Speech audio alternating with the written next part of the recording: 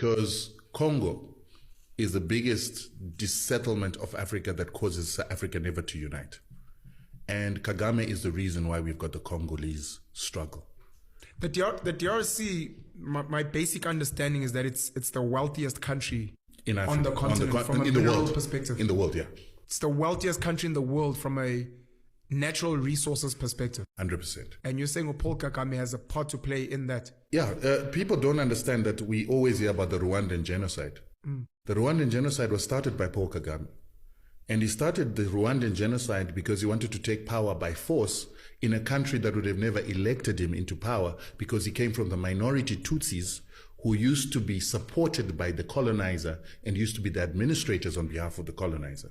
So for Paul Kagame to come back as a Tutsi to come and take power in Rwanda, he needed to do something. And what he did is he started the genocide. He started the genocide by bringing down a plane that had two presidents, Hutu presidents, the Burundian president and the Rwandan president. Paul Kagame and his RFP forces shot down the plane when it was landing back in Rwanda from actually an AU meeting.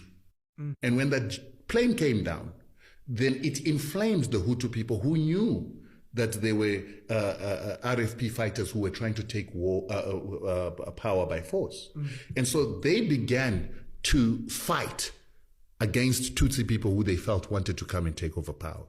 While they were doing that, Paul Kagame himself sent his forces to murder his own Tutsi people on a whole-scale level to make it look like a genocide, so that he could then have his forces come into Rwanda and take over power militarily under the guise of stopping a genocide against Tutsis. These are all things that are factual. Well documented. Jeez. It is actually something that the International Court of Justice wanted to persecute him for, and then the Americans covered up for him and the French covered up for him so that it wouldn't come out.